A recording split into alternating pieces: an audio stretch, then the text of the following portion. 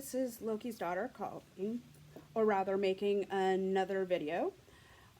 Today's video I wanted to talk about ISIS.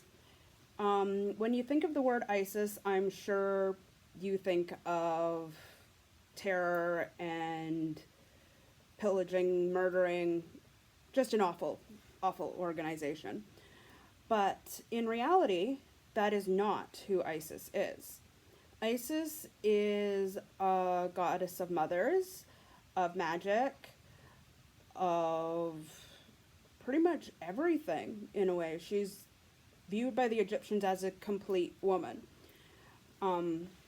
She's one of my favorite goddesses, and there's enough lore really about her to fill up a book. I've focused on just two of her legends today, and if you'd like to know more, please do message me and I will be more than happy to look up some more of her legends and do another video on her. And let's get started. So in the beginning, the goddess Isis was the first daughter of Geb, who was a god of the earth, and Nut, who was the goddess of the sky. Isis was born probably between the first years of creation, around beginning mid-March, most people think. She was probably one of the most adored goddesses of the Egyptian religions in later times. In the beginning, she was kind of an obscure goddess, but she gained popularity very, very quickly. And also, it seemed that unlike other Egyptian goddesses, she spent a lot of time along her human followers.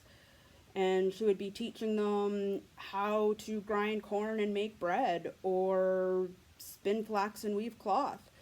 And she was even teaching them how to do magic, which I thought was pretty cool on her part, because being a goddess, she could have kept that knowledge all to herself, but she didn't.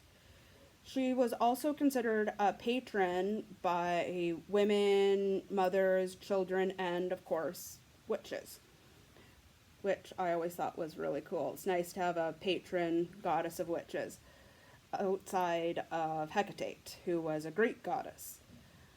It was also told in one of her main stories, this is one of the stories I'm going to be covering, that she managed to trick Ra into revealing his secret name.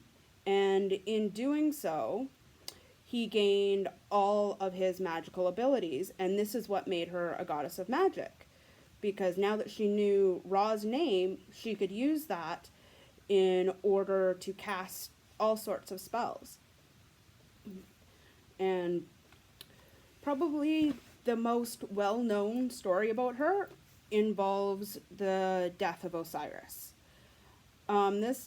This story is kind of a funny one in the fact that it follows Isis, Set, which is the god of chaos and storms, and Osiris, her husband, who is the god of death and agriculture. In the beginning of this story, Set was jealous of Osiris because, like Isis, Osiris was much beloved by his people.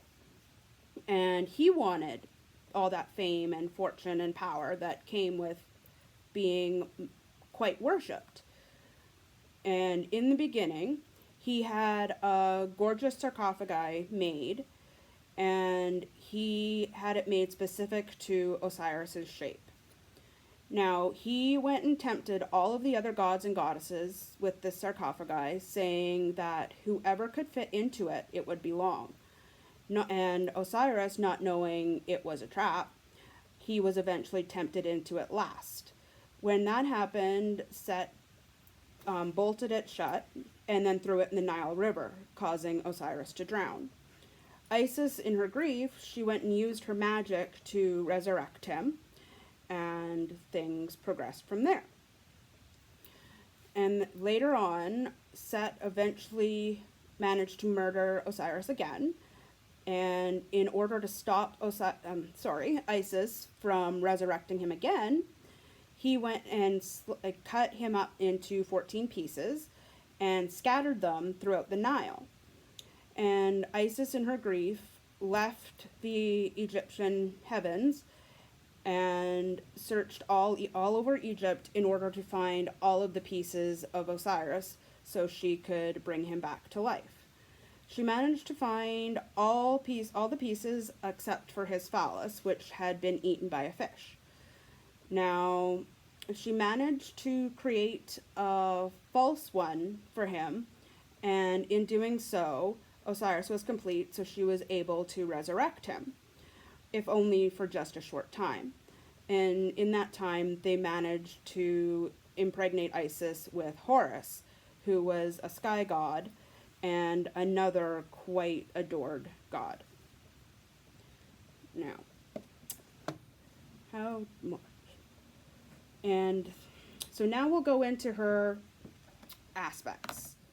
Her items are magic, harvest, as she follows with her husband in that respect. And I find she loves, like most goddesses, she loves the sistrum.